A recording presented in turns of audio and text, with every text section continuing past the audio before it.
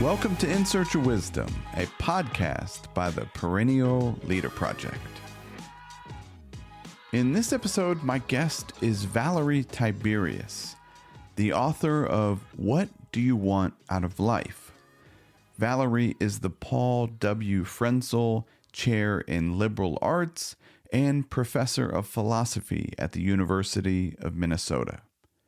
Her books include Well-Being as Value Fulfillment and The Reflective Life, Living Wisely with Our Limits. In the conversation, Valerie and I discuss strategies for figuring out what matters, goals and values, dealing with conflicting values, existentialism and becoming who you are, courage and values, wisdom in daily life, and much more. A quick note before we begin: if you're not already a subscriber to our daily meditations and courses on the art of living, I encourage you to check out Perennial Meditations on Substack. Lastly, as part of a Perennial Habits course we're running, there's a virtual meetup scheduled next week on Wednesday, May 10th. And it's on the art and practice of Stoic wisdom. I'll put a link in the show notes to register and learn more. All right, without any further delay, please welcome the wise and gracious Valerie Tiberius.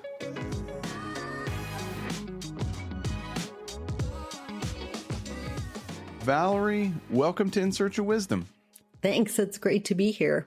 Thank you so much. I appreciate you taking the time to come on. We're going to be discussing your great new book, What Do You Want Out of Life? But before we get into the book, we generally start with some sort of question around discernment. And I'm curious to ask, how did you initially discern your way into a career in philosophy? Yeah, that's a good question. And of course, the path was set for me quite a few years ago. I think it was a combination of fantastic undergraduate teachers, really inspiring teachers in philosophy who, mentored me and made me think that this could be a career path. And also having a father who was an academic and who, although he wasn't a philosopher, loved philosophy. He's still alive. He still loves philosophy, but, and who, with whom I really enjoyed having philosophical discussions and arguments. And, so that I think made it feel like a natural path. I love it. And as a philosophy professor, I'm sure now the roles have switched and now you're mentoring young people that are maybe discerning their particular path in life. How do you think about, discernment, and especially at a young age of, charting your course, which I guess connects with the topic of the book and things like that as well? Yeah, so I'm actually kind of interested in your focus on discernment. Or do you think of that as a kind of perception of value, or do you have something else in mind? Well, I generally think about it in a similar way with your book. How do we make wise decisions? Like, we're at this particular, when you think of a young person that is maybe in college, majoring in something. And, oftentimes we're at a bit of a fork in the road.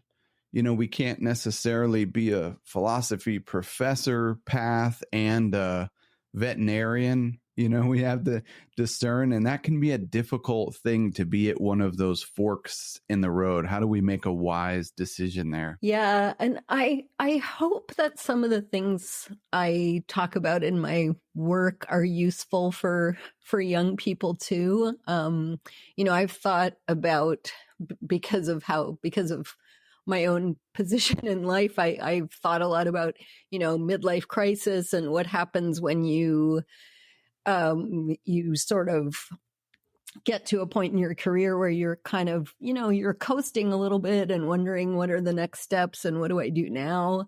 But I do, as you mentioned, because I interact with young people who are my students all the time, I thought about that age group, and I hope the things I say in the book are relevant to them too. The one thing that I sort of struggle with in mentoring young people is, the world is a different place now than it was when I was their age. And I worry about that for them. I think the threat of climate change and the kind of political polarization we have, it's a hard time to be forging your path in the world.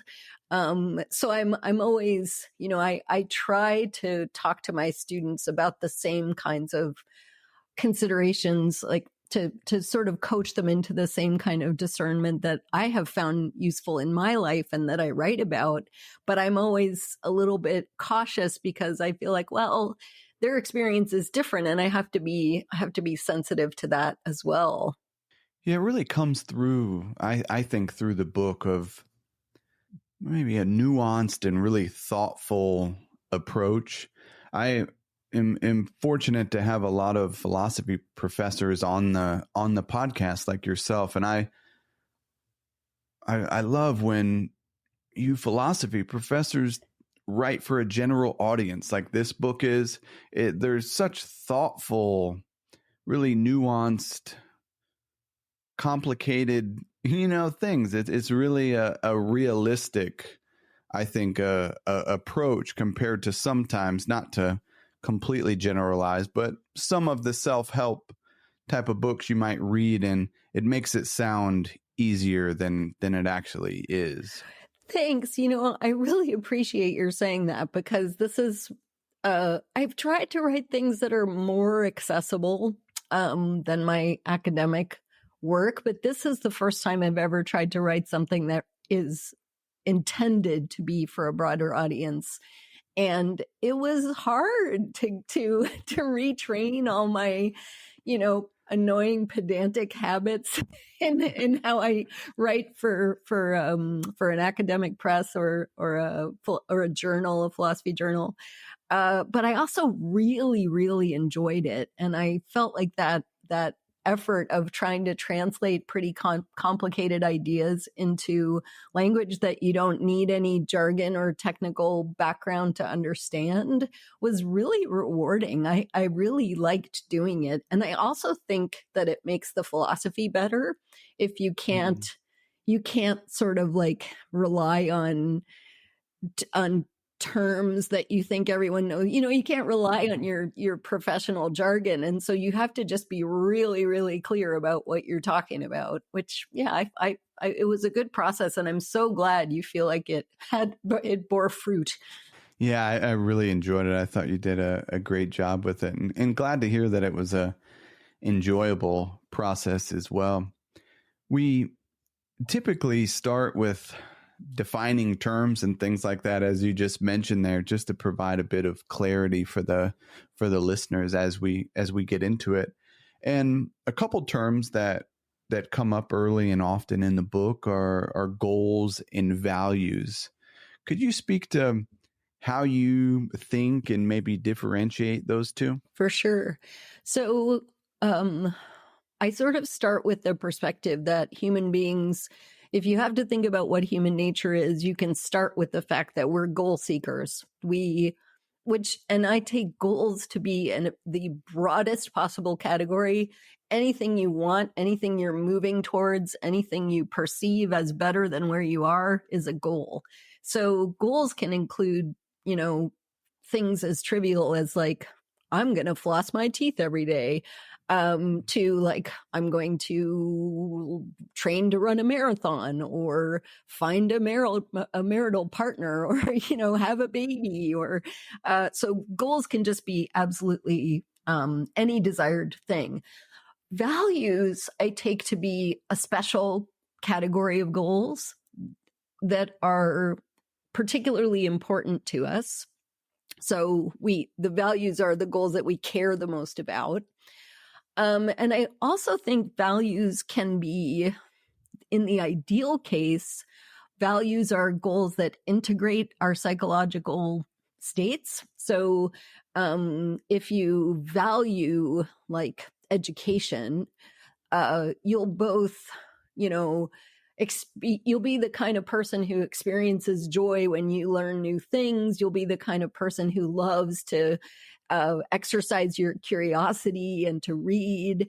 You'll also be the kind of person who wants to buy books and take courses and listen to educational podcasts. And you'll be the kind of person who plans for that, who thinks, so I education is something I care about, so I'm going to make choices and plans that fit that into my life. So all of those different states, those emotions and desires and those judgments about planning, when you really value something, they're kind of integrated or harmonious. So that's the ideal case for values. I think we don't always, sometimes our values fall short of those standards a little bit, but yeah, so values are special. If there's anyone listening, when you think of taking the time to really get clear about your goals and values, because I see this as deep work. I mean, going through is really thought-provoking stuff, tons of highlights and things like that through the book. But someone listening that is maybe like doing that work is maybe that's for people that are in the second half of life. I have more important things, or maybe see it as some sort of a privileged place to be. What comes to mind, Valerie? Yeah, I have sometimes worried about that. And there is a sense in which any kind of, reflective exercise about your values and whether you're spending your time in the right way is a privilege. So people who have to worry about putting food on the table are probably not in a position where they can think about the values that are best for them in life, because they're suffering from deprivation of the basics. That said, I don't think that this kind of reflection on values is just for an elite group. So, I think anybody who has their needs met and has a little bit of flexibility and freedom in their life, which, is certainly not everybody, especially if we think globally, but it's a lot of people.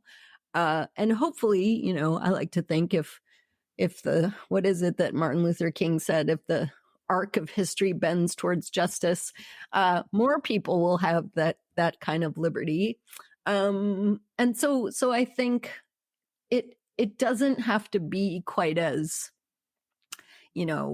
erudite as it sounds, reflection on your values. That can sound very fancy, but in fact, it's the kind of thing that people do. And they think, should I have a second child, or should I quit my job and look for something better? Should I do an MBA at a night course in night school so that I can improve my career prospects? Those kinds of questions all, I think, invoke some thinking about what we value and what matters to us. I love that. And that's probably a great transition into this idea of conflict. It seems like whether someone has spent the time creating clarity around goals and conflict and values, conflict can still be there. It seems like that maybe is a universal thing when you just bring up all of these different examples, and maybe there's all these forks in the roads and decisions that we, are making. And conflict is a big aspect of the book to me. Could you unpack that a bit and why that's an important idea? So on the one hand, I think conflict is inevitable. So you're not going to live a life that's conflict free.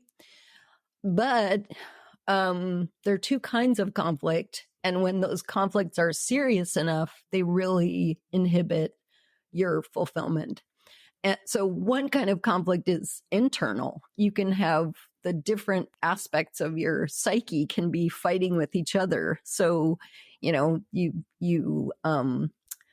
you love to dance, but you were taught as a child that dancing is a frivolous, dumb thing to do. And so you're conflicted about whether to take your tap lessons. So there's that internal conflict, and that inhibits fulfillment because there'll always be some part of you that's frustrated. It'll be one of the competing parts or the other. And then the other kind of conflict is conflict between values. So you can think about work-life balance as the kind of most talked about example of conflict. I think when people say work-life balance, when they talk about life, they typically mean family. So it's like the conflict between work and family. And, we're not going to give up one of those things, but you can think about those values in ways that make it more difficult to put them together in the same life. Or you can think about them in ways that fit better together and results in less frustration. So I think, I guess like the take-home message is conflict decreases the fulfillment that I think is essential to living a good life. You can't get rid of all of it because we just are the kinds of beings who are going to have multiple values, and we just can't do everything in one life. Mm-hmm. But you can reduce those conflicts by figuring out what really matters to you and trying to get yourself to align with those things. And also by thinking about what matters to you in different ways, like being a bit flexible about what work means and what life means when you think through that conflict. And you outline 5 strategies that I think are really helpful for figuring out what matters. Introspection, lab rat strategy, guided reflection, learning from others, and exploration. Before we maybe touch on those, I was wondering if you could maybe speak about philosophical thinking, broadly speaking, if you will, like, as philosophers, at least how, I'm the average lay person is not a philosopher. Even that, cultivating that skill of thinking deeply and maybe with flexibility. I'm just curious if there's any thoughts that come up broadly speaking about philosophical thinking.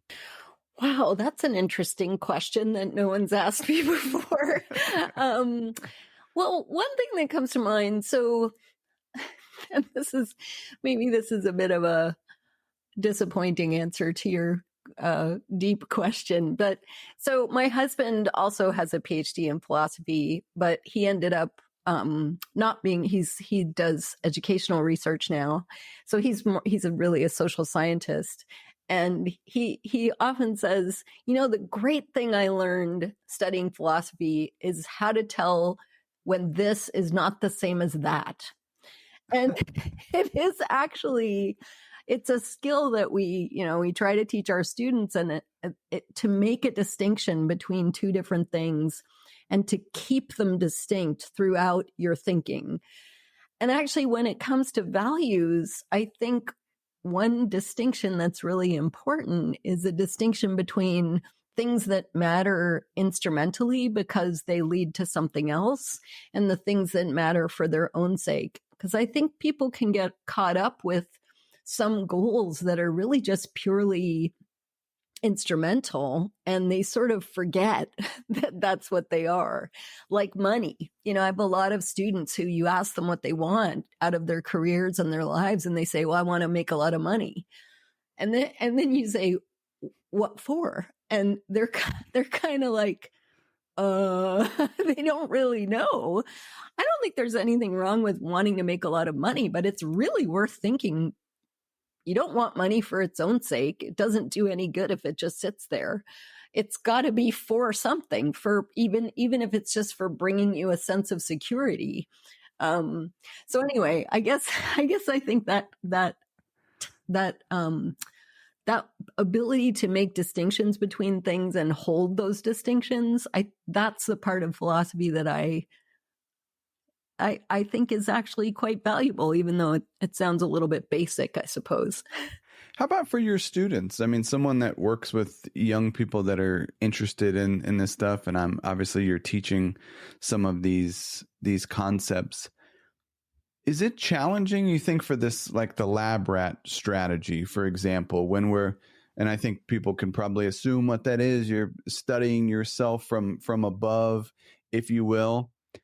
If you haven't done that, it seems like that can be a difficult thing for, maybe it's easy for some, but it can be difficult for others.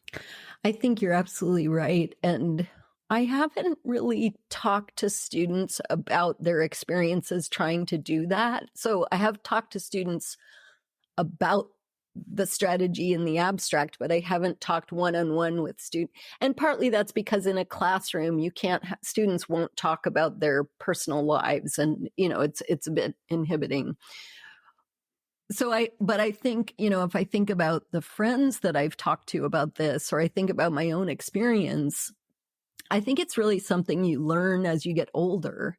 Because I think when we're young, we're sort of overconfident about our own knowledge and our ability to understand what life is all about, and we think we know ourselves so well.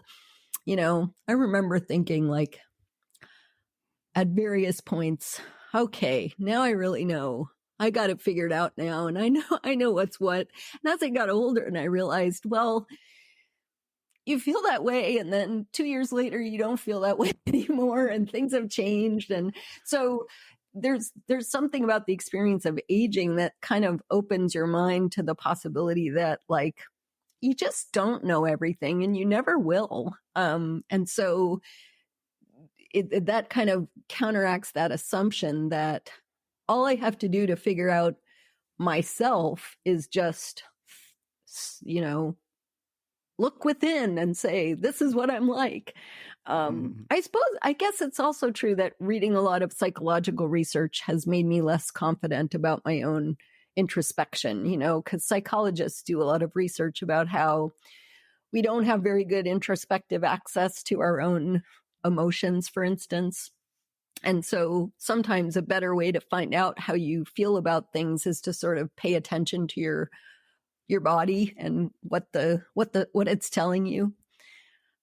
But that, again, I guess it doesn't age per se. It's just experience. You need to have lived for a while and failed at things before you can figure out that just sitting there thinking in your head doesn't really cut it. Yeah, another thing I find interesting, it seems like in my own experience, often when some of the work of clarifying some of these values, or if I tend to think in visuals, if I'm at this fork in the road of, what's really more important here, it's normally in some sort of place of where we're feeling a bit of anxiety or feeling some sort of stuck. And that seems to limit our just basic creativity to think about, what else? Like, in terms of the money is most important. Well, what else? And you could just keep going. And maybe if we're in a completely calm state, where it's much easier for us to be creative and think of many, many different things and options and all sorts of stuff. I think that's so true. And it's kind of it's one of those unfairnesses about life, that the time when we most need clarity is the time where we're prevented from getting it, because we're in this emotional state that just makes us obsess about the state that we're in. It's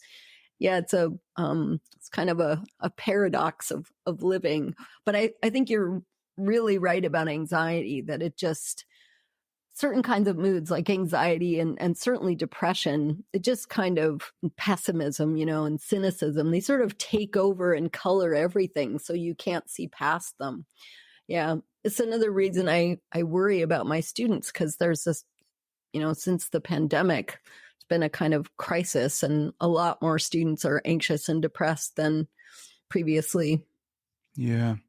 And it seems like something maybe I bring up a few times on the podcast. I'm not sure, but starting small, like in terms of these forks in the road, we were talking about like these young people, and obviously people in the second half of life. I think about these things as well, of big decisions, this path or that path. But that comes up a lot. Like even for this particular hour that we're connecting, it's connecting here. Neither one of us are doing something else. A yes to this is a no to something else, at least in this particular amount of time. And I'm grateful that you said yes to spend this hour, because it is a special thing. It's a yes to this. And sometimes some of these smaller decisions, at least thinking about that, for me, it can be helpful. Yeah, that it makes me think of a couple of things. One is that, there's so much research in psychology and also a lot of philosophical writing too about the importance of connecting with other people. And so, I think saying yes to connecting with someone with whom you're going to have a good conversation, and someone who's interested in you and what you do, that's a no-brainer to me. It's like, that's been a delightful thing about writing a book that someone other than a professional philosopher wants to read. Is I've been able to talk to all these different people who have different perspectives, and that's just been I'm really grateful for that. So I think,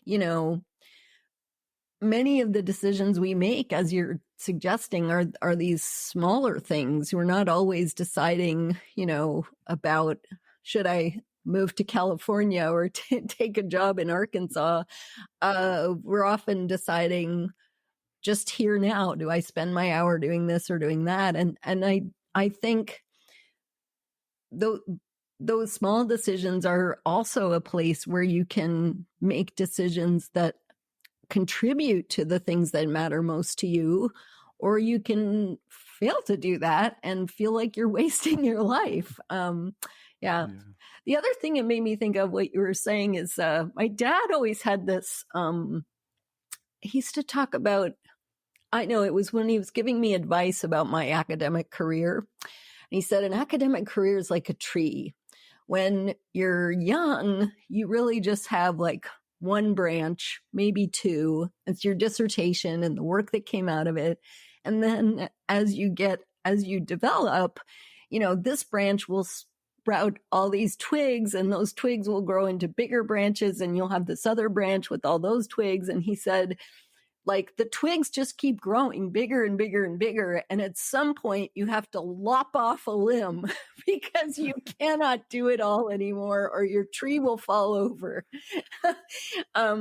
So I guess that's a metaphor that says, like, you make these little decisions, but they can have kind of big effects ultimately, because you decide, well, I'm going to investigate I'm going to take on a new hobby. Maybe I actually did start taking tap dancing lessons. So nice. I'm going to try this new dance class. And then if you get really into it, you're like, okay, well, now I have to go to the advanced class. And now I need some ballet because that would help me with my tap. And before you know it, you're spending like 20 hours a week dancing. And that could be fine, but that's a way where these little decisions can kind of snowball into a big commitment, which can be a great thing if it's something that's good for you. But it can also be, you made these little decisions and didn't think about it, and now you've got this huge commitment that actually doesn't fit with the rest of your life. So it's complicated. Yeah, definitely. Well, for those that are interested in figuring out what matters, these 5 strategies, did you want to touch on, or is there anything that comes up around these strategies that you think would be helpful for anyone listening, looking to start thinking about what matters in their life? I guess one thing I would emphasize about what I call the lab rat strategy that you already mentioned, where you're sort of like, you're thinking of yourself as a creature to be studied and trying to get a perspective on yourself that is not the sort of rational narratives that you tell yourself, but instead gets at something underneath that. So we have a lot of nice stories about who we are and what we care about and what we want and what works for us. And some of those stories are true, but others of them are, a bit mythological. So the lab rat strategy, what I meant by that, what I was trying to get at, is that you need some way of getting past all the verbal stuff, all the hyper rational stuff, and maybe philosophers have more of that than regular people, but I think we all have some of it, to get at things like your emotional tendencies. And one of the aspects of the lab rat strategy that it sort of has two parts. If you're looking at an actual animal and you're studying it, one thing you would think about is like, what's the species? What do animals like that need? Is it a social species? Is it a predator, or a prey? And the other aspect of the lab rat strategy is to think about the individual animal. Like, what is this rat like compared to that other rat? So with human beings, when we're thinking about ourselves, I think it's actually helpful to think about the goals that we have just in virtue of being human. So, because I think when those goals are frustrated because they're so deeply embedded in us, the frustration of those goals affects us, even if we don't acknowledge the goals explicitly. So, just for example, human beings, most of us, are profoundly social creatures. And I think one of the things we learned from the pandemic is when we don't have human interaction, all sorts of bad things happen. We suffer from loneliness and isolation. And so you can sort of make choices that seem good to you because of the stories that you have about who you are and what you care about, that ignore some of these deep human tendencies. And that's something I think we can correct by thinking about, what it is to be a human being. That, so social goals like human connection, that's one of the important ones. But most human beings have needs for some exploration of the world, but also some stability, having the freedom, having some autonomy in their lives. People are more happy in careers where they have a little bit of autonomy, competence. We like to be good at something. So I do think it's helpful to think about those just basic human motivations and goals, and to ask if the values that you think you have, do they actually meet those goals? That's super interesting. I'm always struck by some of these wisdom traditions that try to help us see that we're naturally good, or I think of something that came up on a previous episode on Confucianism, of something from Mengzi, if I remember correctly, of this story of the well. If someone fell into a well, a natural pull to go, help. If there was a small child or a dog or something like that in the road, there's a natural pull towards, the common good and helping. It's the sprouts of compassion, right? That's funny. I was just teaching my class about the Confucian perspective on human nature. It's kind of beautiful. Nice. In philosophy, in the Western tradition, actually, this is true in the ancient Chinese tradition too, there have been some people like Mengzhe who think human nature is good. And then, of course, there have been the people who think that human nature is bad and the goal in life is to fight against it. Like in the Western tradition, Thomas Hobbes, he thought human beings are selfish and short-sighted and nasty. And so we need an authoritarian state to keep us in line. And that's the only way to make life okay for us. I guess, I think the optimistic people are right on this one, just based on what I've read from developmental psychology, like those tendencies to be sympathetic and to be compassionate towards other people's suffering and to prefer people who help rather than people who are mean. They start like really, really early, 3 to 6 months. They find evidence of those kinds of tendencies. And that makes me think it's that Hobbes was wrong. Mengzhe was right. Yeah.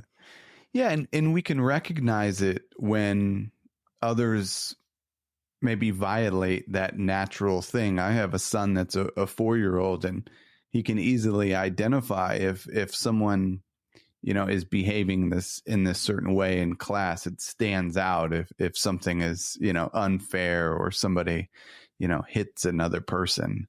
So I think that's a sign there as well. Yeah.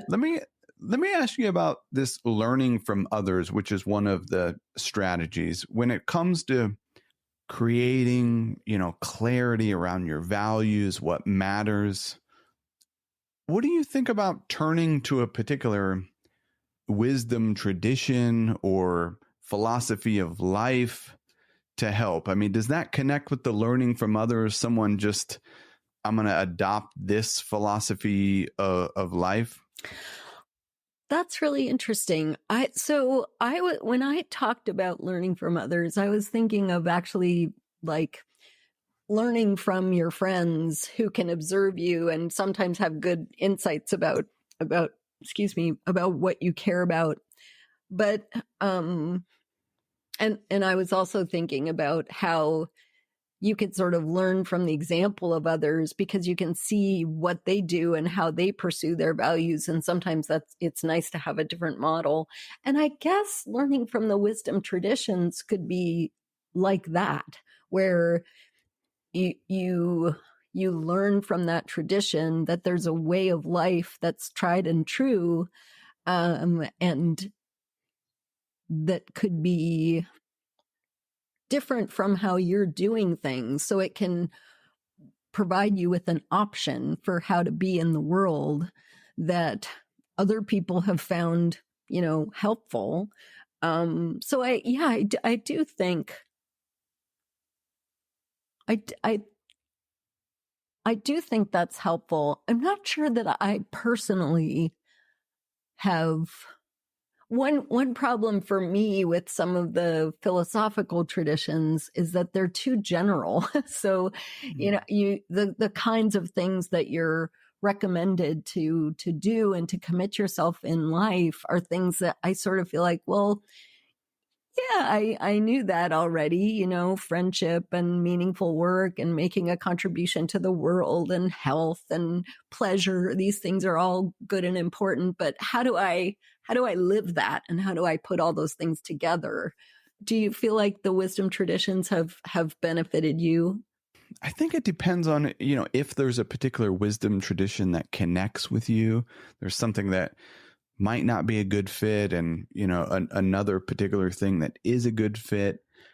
But it does seem like if you think of the cardinal virtues, for example, and I know obviously you're teaching ethics and things like that, but even the cardinal virtues, say if I adopt them of courage, wisdom, justice, and temperance, there's still a tremendous amount of work that I feel I need to do to create clarity of, well, what does courage look like in daily life?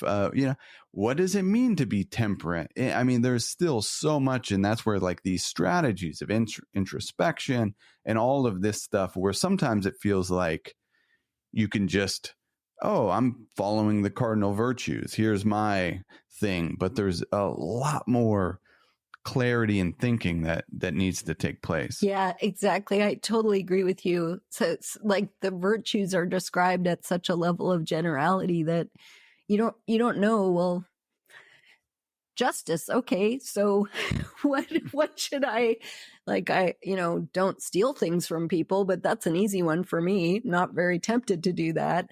Yeah, you need to fill out those details in your life.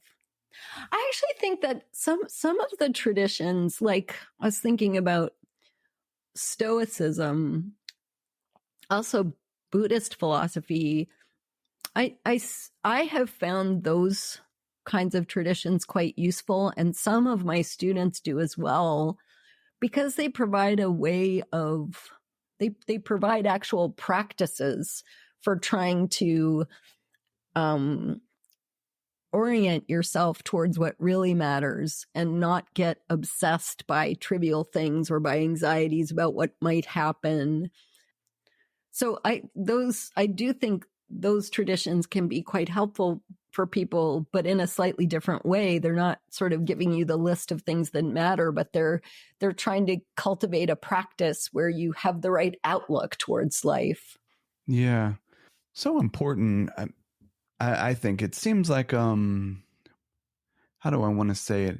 It's like when you read some of these, ancient texts or modern on a particular idea, I've found, and many others, I think, there may be raising points or obstacles that I wasn't even really aware of. Like, they've just, and I mean, obviously throughout, history, there's a reason some of these things have been around forever. But like one, for example, in the way of the existentialists, and that's a question that I'm real curious about. Some of the existentialism type of stuff comes throughout the book, but then you also part ways a little bit, and you talk about radical choice. So maybe that's an example of learning something, but then still seeing where, there's a potential problem and highlighting something. Could you speak to that? Yeah, I think it's funny because it's as if you're following the course I'm teaching, because I talked about Mengsha, and we just talked about existentialism last week. So I think I share with the existentialists the thought that, I mean, I don't want to put this in a scary way, but that values are created by us. There wouldn't be values if there weren't valuers. So my own sort of background philosophical view is there aren't values out there. There's us, and we essentially, we make things valuable by valuing them. And the existentialists certainly agreed with that we create value through our choices. But they did have this idea of radical choice. So I think they thought we were free to choose anything. And I think, human nature exerts more of an influence. They didn't think there was a nature, right? They thought, existence before essence. That's one of the catchphrases from Sartre. So we essentially create who we are through our choices, and there is no essential human nature. There's nothing. There are no essential properties to being a human being. And I think, I wouldn't want to say that there's a necessary human nature, that everybody has the exact same thing and you're not human without it. That would be too strong. But I do think for the vast majority of human beings, we have a lot in common that's kind of pretty hardwired and is going to express itself in wherever it appears. And that can sound way too strong and overly dramatic, because the environment has a tremendous influence on what we're like. So it's not that I think we're hardwired to be a very particular way, but we have certain innate goals. like these goals for socializing, for connection and exploration and stability. So I think the existentialists wouldn't sign on to that. And that's definitely one place where I part ways with them. They, possibly I'm being a little bit unfair because at least Sartre and de Beauvoir thought they didn't want existentialism to mean that you could choose absolutely anything. So de Beauvoir talks about how if you're going to stand for freedom, you have to stand for freedom for everybody, not just for yourself. So it seems like they were struggling with, how can we put some constraints on all this radical choice? Because it seems like it could lead to something quite undesirable. Yeah, it's really interesting of like in a way sometimes a phrase that comes up is becoming who you are.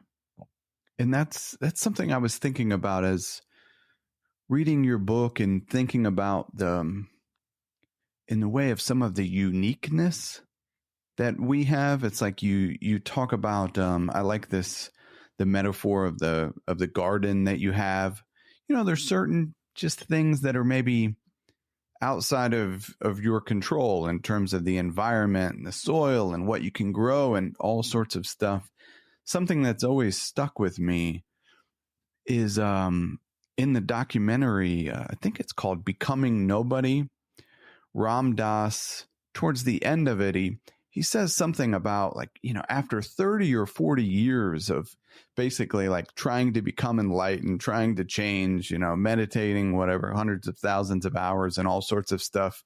And then he runs into a friend of his and he's just like, man, you haven't changed a bit, and it's, and I mean, that was his exact response. He just laughed about it and honestly reflected that, yeah, there are lots of things, like some of the little quirks, some of the little things about him, even after 40 years of, some really extreme spiritual, development, commitment. We are who we are in a certain way, which is, I think, a good thing. Yeah, I think for most of us, it's a good thing. I guess there might be a few people for whom it isn't a good thing. Yeah, I love that. That's a great story. I should watch that documentary. It sounds like it would be fun. Yeah, he's pretty funny. Yeah, it's interesting. That's good. I guess I like that phrase, becoming who we are. I was just talking to a student yesterday, actually, about authenticity.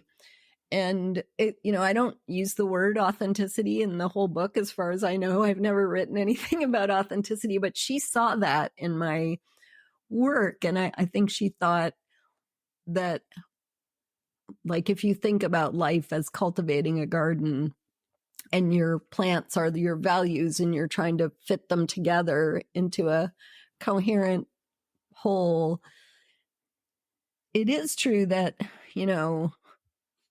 lots of us, our gardens are going to have a lot in common. Like, plants they'll do what they do. But there will also be some differences. And I guess I think both of those aspects are really important. And people it's a mistake to emphasize one over the other. So the aspect of, you're a human being, and so you need to be connected to other people, but you're also you. And so how you connect to other people and who you connect to is going to be specific to you. And I think like too much emphasis on authenticity and me and finding myself can be a bad thing if it ignores that, well, there are some features of you that are like the soil, you can't get rid of them. Yeah. But on the other hand, if you just think, well, I'm a human being and so I should do what all the other human beings do, I think that's not a perspective we're as tempted to in our culture, but it seems like it is part of our culture that we do care about the unique features of us and finding ways to express them to a certain degree. It's such a challenging thing to hold those two at the same time. It makes me think of this, lab rat strategy. You have a bit of a, view of yourself and maybe can see some of your uniqueness. But then, like as the Stoics and many other people have talked about, as you zoom up a bit, then you can also see that you're connected with everyone else and, everything else. And both of those are true, which is really challenging. It is really challenging. And I do think I guess I wonder how peculiar it is to our culture for us to be, so invested in our authenticity and our uniqueness that we feel very challenged putting that together with the fact that we're just human. Because if you think about the Confucian tradition and how they thought about wisdom, there was all this emphasis on the importance of your role as a husband or a father, or they were mostly talking about men, or a leader or a politician, and performing the rituals that were associated with your place in life. So at least in that tradition, it seemed like all the stuff about being a unique individual wasn't really to the point. Yeah. So it doesn't help, I guess, because we're in this culture and we have to deal with what we have. Yeah. Well, our time has flown by. I've really enjoyed the conversation. I'm grateful for your time. I've got one final question before we get to our wrap-up question about wisdom. And I wanted to ask you about courage. Sometimes I think, and I experienced this myself, but when it comes to identifying a set of values, I identify, maybe I put it down on paper. These are things that are really important to me. It can be a little scary because now it's like, oh, I know what matters. So if I go veering off the other way, I know it. So I'm just curious about the courage to actually even decide and commit to a particular set of values.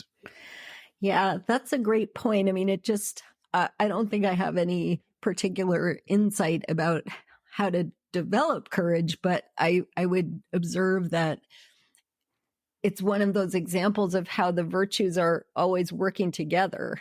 So you need the courage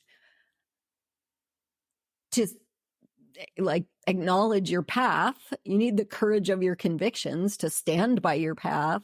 And then you also are going to need some perseverance, to, and some temperance so that you're not drawn away and tempted by all sorts of other things that don't matter. So I think it's a really nice point. I totally agree. It's an interesting thing of just, getting deliberate and intentional, about some of it, which was something that came up as I was going through your book, just some notes, like how do you get more intentional about some of these things. But again, I've really, really enjoyed it and really scratched the surface of the book. I'd highly recommend listeners pick it up. It's well worth the read. But we've made it to this final wrap-up question. We generally ask everyone that comes on, time permitted, how you define or think about wisdom in daily life. So I'm curious if, a friend or a student or, anybody connects with you and throws that question at you. What comes to mind, Valerie? Well, so at the most general level, I think wisdom is understanding what's good and being able to reason about how to get it. And in the domain where I have been thinking, the sort of, how to live your own life domain rather than the how to be a morally excellent person, in the living your own life domain, I think wisdom is it's the skills that allow you to deliberate about and choose and then plan for the things that are most important to you, your deepest values. So I think it's actually wisdom's going to be kind of a more than one skill, partly the sort of self-knowledge you need to know what matters to you, and partly the ability to shift perspectives so that you're not focused on things that are trivial and unimportant, but instead on the things that really matter. So that's roughly it. Not a soundbite. Well, beautiful. Well, thank you so much. Again, this has been great. The book is What Do You Want Out of Life? Is there anything, we didn't share that maybe we should have brought up, or anywhere that you might point listeners that are interested in learning more? They could go to my website. There's some information there, but otherwise this was a fabulous conversation. I thought we covered more than I thought we would. All right. Well, thank you so much. It's really been a pleasure. Professor Valerie Tiberius, thank you so much for coming on In Search of Wisdom. Thanks again. Thank you for listening. I hope you found something useful. If so, I encourage you to put what you heard into practice. You can learn more at perennialleader.com. There you'll find links to show notes, our daily email newsletter, and Reading in the Good Life, a free weekly meetup. Until next time, be wise and be well.